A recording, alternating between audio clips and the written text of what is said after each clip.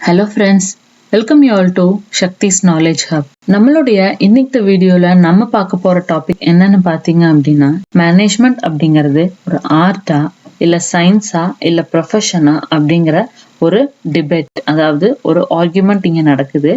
இங்க சில characteristic ஃபீச்சர்ஸை list பண்றாங்க.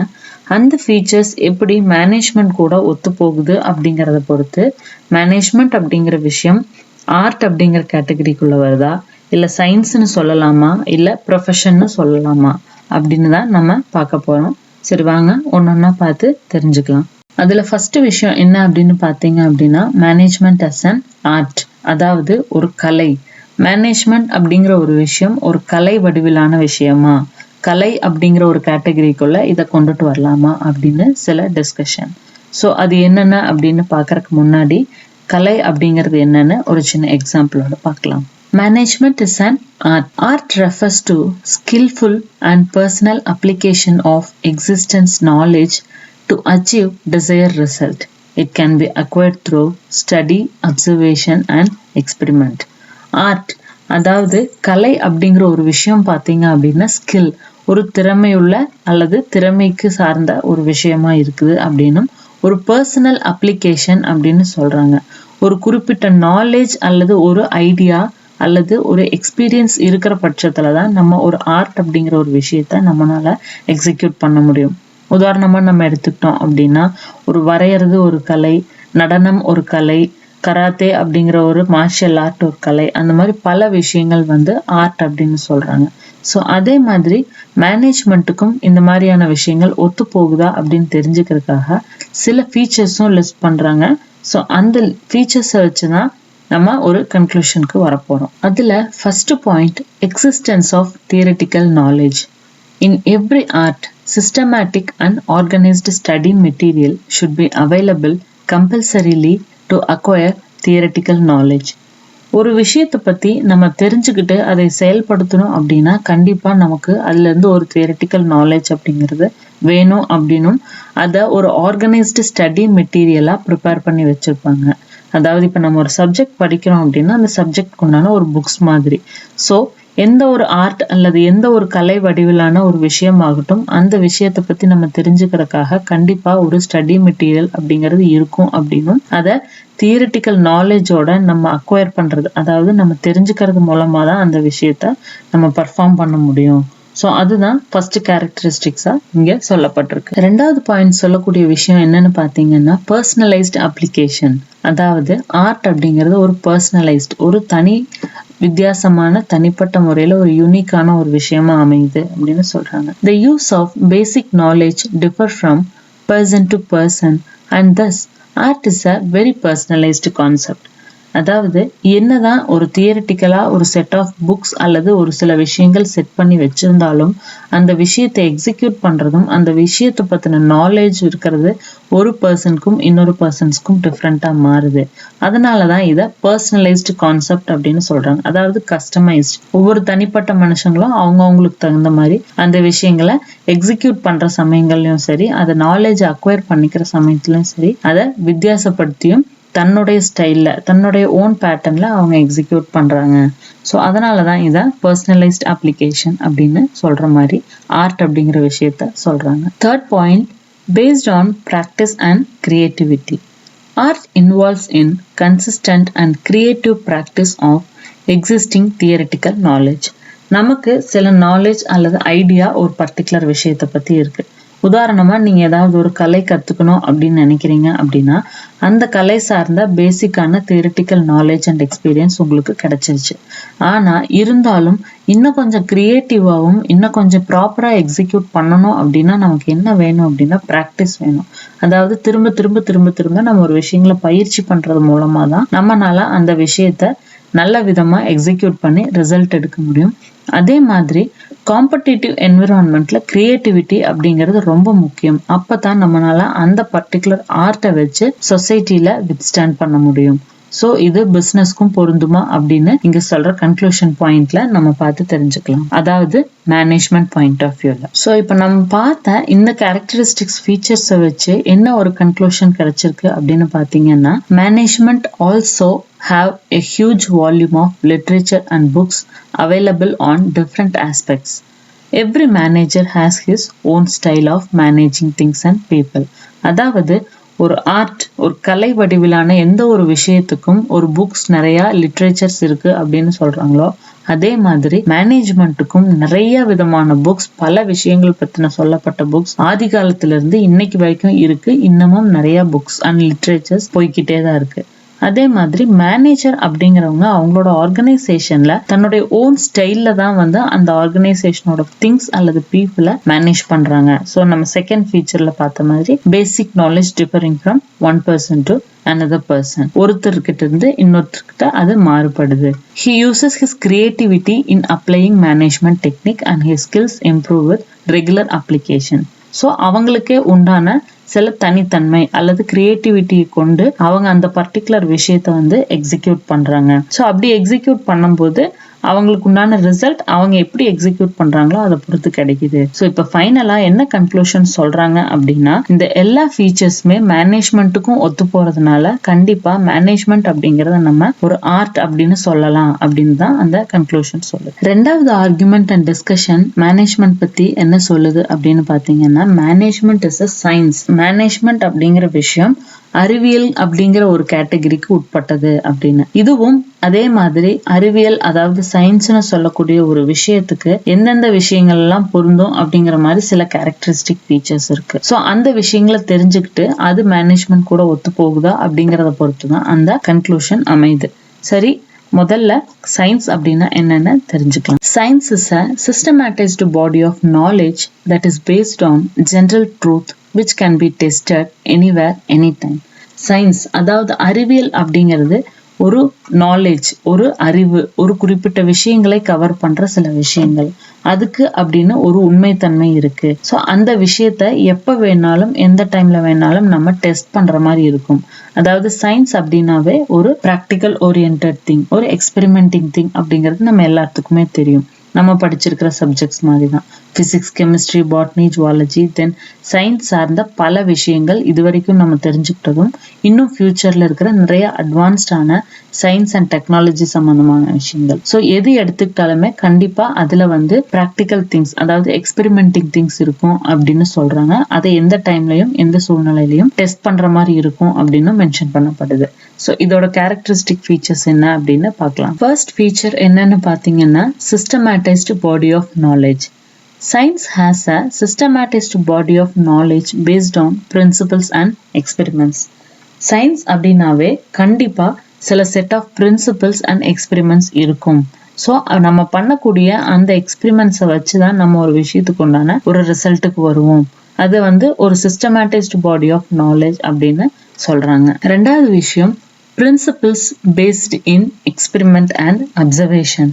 Scientific principles are developed through experiments and observations. எந்த ஒரு சயின்ஸ் சம்பந்தமான ஒரு பிரின்சிபிள்ஸும் ஒரு ரிசல்ட்டோ ஒரு கன்க்ளூஷனோ ஒரு எக்ஸ்பெரிமெண்டின் மூலமாகவும் ஒரு அப்சர்வேஷன் மூலமாகவும் தான் நம்மளால ஒரு கன்க்ளூஷனுக்கு வர முடியுது. ஸோ நீங்க என்ன எக்ஸ்பெரிமெண்ட்ஸ் வேணாலும் பண்ணலாம். அதிலிருந்து நீங்க அப்சர்வ் பண்ணி எடுக்கிற ரிசல்ட் தான் ஒரு பிரின்சிபிளா சயின்டிபிக் பாயிண்ட் ஆஃப் வியூல மென்ஷன் பண்ணப்படுது. சயின்ஸ்ல நிறைய எக்ஸ்பெரிமெண்ட்ஸ் பண்ணி பார்த்துருப்பீங்க. கெமிஸ்ட்ரிஸ்ல நிறைய ஃபார்முலாஸ் இருக்கும், நிறைய ஸ்டேட்மெண்ட்ஸ் இருக்கும். அதுக்கு ஒரு சொல்யூஷன் எடுக்கணும் அப்படின்னா நீங்க என்ன விஷயம் பண்ணுவீங்க, அந்த எக்ஸ்பெரிமெண்ட்டை செஞ்சு பார்ப்பீங்க. ஸோ அதுதான் சயின்ஸ் அப்படிங்கிற விஷயம் அப்படின்னு ஒரு கேரக்டரிஸ்டிக் ஃபீச்சர் சொல்லுது. மூணாவது விஷயம் என்னன்னா, universal validity. Scientific principles have universal validity and application. அதாவது சயின்ஸ் அப்படிங்கிற விஷயம் ஒரு எக்ஸ்பெரிமெண்டின் மூலமாக ஒரு ரிசல்ட் எடுக்கிறதுனால அது வந்து யூனிவர்சல், அதாவது என்டையர் வேர்ல்டுக்குமே காமனான ஒரு விஷயமாகவும் அதை எந்த ஒரு சேஞ்சஸும் இல்லாம நம்ம எல்லா இடத்துலயும் ஒரே மாதிரி இம்ப்ளிமெண்ட் பண்ணலாம். ஒரு பர்டிகுலர் விஷயம், சின்ன எக்ஸாம்பிள் நம்ம எல்லாருக்கும் தெரிஞ்ச விஷயம் தான், H2O அப்படின்னா வாட்டர். ஸோ அது கெமிக்கல் நேம் அண்ட் கெமிஸ்ட்ரியோட ஒரு பர்டிகுலர் ஃபார்முலா நேம். இது எந்த இடத்துலையுமே மாறாத விஷயம். ஸோ எல்லா இடத்துலையுமே இது H2O அப்படின்னு தான் நம்ம சொல்லுவோம். அந்த மாதிரி சயின்ஸ் அப்படின்னா யூனிவர்சலி வேலிட் ஒன், எல்லா இடத்துலயும் காமனான ஒரு விஷயம். இப்ப கன்க்ளூஷன் என்ன சொல்லுது அப்படின்னு பார்க்கலாம். Management has systematic body of knowledge and its principles are developed over a period of time based on repeated experiments and observation which are universally applicable but they have to be modified according to the given situation. So இந்த ஃபீச்சர்ஸை match பண்ணி மேனேஜ்மெண்ட்டையும் சயின்ஸுக்கு ஒத்து வருது அப்படின்னு தான் சொல்றாங்க. எதனால அப்படின்னு பார்த்தீங்கன்னா அதோடைய நாலேஜ் அண்ட் பிரின்சிபல்ஸ் ரொம்ப காலத்துக்கு முன்னாடியே நிறைய விஷயங்கள் எக்ஸ்பெரிமெண்ட் மூலமாகவும் அப்சர்வேஷன்ஸ் மூலமாகவும் உறுதி செய்யப்பட்டு அந்த எல்லா விஷயங்களையும் ரெக்கார்டா ப்ரூவ் பண்ணி வச்சிருக்காங்க. அது எல்லா இடத்துலையும் இன்னமும் பயன்படுத்த தான் செய்யறாங்க. ஆனா ஒரு சின்ன மாற்றம் என்ன அப்படின்னு பார்த்தீங்க அப்படின்னா அதுல சில மாடிஃபிகேஷன்ஸ் தேவைப்படுது. எதனாலன்னா டிபெண்ட்ஸ் ஆன் த சிச்சுவேஷன். சூழ்நிலைக்கு தகுந்த மாதிரியாக இடத்திற்கு தகுந்த மாதிரியாக அந்த மேனேஜ்மெண்ட்டுக்குள்ள வர சில விஷயங்கள் மாறுபடுது அப்படின்னு சொல்றாங்க. As the principles of management are not as exact as the principles of pure science, so it may be called an inexact science. இது சயின்ஸ் உடைய ஃபீச்சர்ஸ்க்கு எக்ஸாக்டா மேட்ச் ஆகாததுனால இது நம்ம பியூர் சயின்ஸ் அப்படின்னு சொல்ல முடியாது அப்படின்னும் inexact science அப்படின்னு வேணா சொல்லிக்கலாம் அப்படின்னு சொல்றாங்க. அதனாலதான் தேர்ட் பாயிண்ட் மென்ஷன் பண்றதுன்னா the prominence of human factors in the management makes it as a social science. Management அப்படிங்கறது பியூர் சயின்ஸ்னு சொல்ல முடியாது, ஆனா நம்ம சோஷியல் சயின்ஸ் அப்படின்னு சொல்லிக்கலாம். காரணம் சில சயின்ஸ் மேட்ச் பண்ற விஷயங்கள் மேனேஜ்மெண்ட் கூட ஒத்து போறதுனால, but not completely management as a science. Management பத்தி மூணாவதா அண்ட் முக்கியமான ஒரு விஷயமா சொல்லப்பட்ட ஒரு ஆஸ்பெக்ட் என்ன அப்படின்னு பாத்தீங்கன்னா மேனேஜ்மெண்ட் ஆஸ் அ ப்ரொஃபஷன், அதாவது ஒரு தனி தொழில், ஒரு தனித்தன்மையான ஒரு விஷயம் அப்படின்னு. ஸோ இங்கேயும் சில கேரக்டரிஸ்டிக் ஃபீச்சர்ஸ் பார்க்க போறோம். ஸோ அந்த ஃபீச்சர்ஸை பேஸ் பண்ணி மேனேஜ்மெண்ட்டை ஒரு ப்ரொஃபஷன்னு நம்ம சொல்லலாமா அப்படிங்கிற கன்க்ளூஷன்ல பார்க்கலாம். அதுக்கு முன்னாடி ப்ரொஃபஷன்னா என்னன்னு தெரிஞ்சுக்கலாம். மேனேஜ்மெண்ட் ஆஸ் ப்ரொஃபஷன், அதாவது ஒரு தனித்திறமை கொண்ட ஒரு தனி தொழில் அப்படின்னு நம்ம சொல்ல முடியுமா அப்படின்னு. ஸோ இங்க பாயிண்ட்ஸ் என்ன சொல்லியிருக்குன்னா, profession means an occupation for which specialized knowledge and skills are required and entry is restricted. Not all the people are qualified and eligible for a particular profession. So profession சொல்ற பட்சத்துல கண்டிப்பா அதுக்குன்னு ஒரு குறிப்பிட்ட knowledge அல்லது சில skills, சில talents and தகுதிகள் வேணும் அப்படின்னும், அங்க எல்லாத்தினாலையும் அதுக்குள்ள என்ட்ரி வர முடியாது, அதாவது உள்ள வர முடியாது, சில ரெஸ்ட்ரிக்ஷன்ஸ் இருக்கும் அப்படின்னு சொல்றாங்க. அதே மாதிரி எல்லா பீப்புளையுமே அதுல குவாலிஃபைட் எலிஜிபிள் பர்சன் ஒரு பர்டிகுலர் ப்ரொஃபஷனுக்கு அப்படின்னு சொல்ல முடியாது. உதாரணமா பாத்தீங்கன்னா டாக்டர்ஸ், லாயர்ஸ், டீச்சர்ஸ், இன்ஜினியர்ஸ், அப்புறம் அந்த மாதிரி நிறைய விதமான ப்ரொஃபஷன்ஸ். ஸோ ஒவ்வொருத்தருக்கும் ஒரு தனி வித்தியாசங்கள் இருக்கு. ஸோ ப்ரொஃபஷன் ஒரு விஷயத்த சொல்லணும் அப்படின்னா அதுக்குன்னு சில கேரக்டரிஸ்டிக் ஃபீச்சர்ஸ் இருக்கு. அதுல ஃபர்ஸ்ட் விஷயம் என்னன்னு பாத்தீங்கன்னா well defined body of knowledge. All the professions are based on well defined body of knowledge specified with particular qualification and experience. So எந்த ஒரு தொழிலோ அல்லது அந்த தொழில் சார்ந்த விஷயங்கள் பண்ணணும் அப்படின்னா கண்டிப்பா அதுக்குன்னு ஒரு செட் ஆஃப் நாலேஜ் வேணும் அப்படின்னும், அது நம்ம பூர்த்தி செஞ்சு உள்ள என்டர் ஆகணும் அப்படின்னா அதுக்காக ஒரு சில முக்கியமான குவாலிஃபிகேஷன்ஸ், அதுவும் அப்புறம் சில செட் ஆஃப் எக்ஸ்பீரியன்ஸும் வேணும் அப்படின்னு சொல்றாங்க. ஸோ இந்த விஷயங்கள் இருக்கிற பட்சத்துலதான் நம்ம அந்த ப்ரொஃபஷன் அப்படிங்கிற ஒரு விஷயத்துக்குள்ள போக முடியும். So just the same example நம்ம பார்த்ததுதான். So second point, restricted entry. The entry in every profession is restricted through examination or through some minimum educational qualification. Examples MPBS, BE, IAS etcetera. ஒரு பர்டிகுலரான ஒரு விஷயத்துக்குள்ள நீங்க என்டர் ஆகணும். Example பாத்தீங்கன்னா ஒரு doctor அப்படின்னு சொல்லணும்னா ஒரு பேசிக் UG டிகிரியோ இல்லாட்டி ஒரு சின்ன குவாலிஃபிகேஷன் வச்சுட்டு நான் டாக்டர் அப்படின்னு சொல்ல முடியாது. அதே மாதிரி தான் இன்ஜினியருக்கும் மற்ற IAS அந்த மாதிரி எந்த ஒரு ப்ரொஃபஷனுக்குமே. ஸோ என்ட்ரி அப்படிங்கிறது ரெஸ்ட்ரிக்ட் பண்ற ஒரு விஷயமாவும், கண்டிப்பா அந்த பர்டிகுலர் ஃபீல்டுக்குள்ள நம்ம என்டர் ஆக minimum level of educational qualifications ஆவது இருக்கணும், அல்லது ஏதாவது எக்ஸாமினேஷன்ஸை நம்ம கிளியர் பண்ணிருக்கணும் அப்படின்னு சொல்றாங்க. Third point, professional association. All professionals are affiliated to a professional association which regulates entry and frames code of conduct relating to the profession. நீங்க நிறைய விஷயங்கள் கேள்விப்பட்டிருப்பீங்க அசோசியேஷன்ஸ் அப்படிங்கிற ஒரு வார்த்தையை வச்சு. டாக்டர்ஸ்க்கு அசோசியேஷன்ஸ் இருக்கு, டீச்சர்ஸ்க்கு அசோசியேஷன் இருக்கு, லாயர்ஸ்க்கு இருக்கு, அந்த மாதிரி. ஸோ நீங்க எந்த ஒரு பர்டிகுலர் ப்ரொஃபஷனுக்குள்ள இருந்தீங்க அப்படின்னாலும் கண்டிப்பா அந்த அசோசியேஷன்ல நீங்க மெம்பரா இருக்கணும். இன்கேஸ் நீங்க ஒரு டாக்டரா அந்த அசோசியேஷன்ல நீங்க மெம்பரா இருக்கணும். அதே மாதிரி அந்த அசோசியேஷன் சொல்ற சில ரூல்ஸ் அண்ட் ரெகுலேஷன்ஸை கண்டிப்பா ஃபாலோ பண்ற மாதிரியும், அது எப்படியெல்லாம் பண்ணணும் அப்படிங்கறத அந்த அசோசியேஷன் சேர்ந்த பீப்புள் நம்மளுக்கு வழி நடத்தி கொண்டு போவாங்க.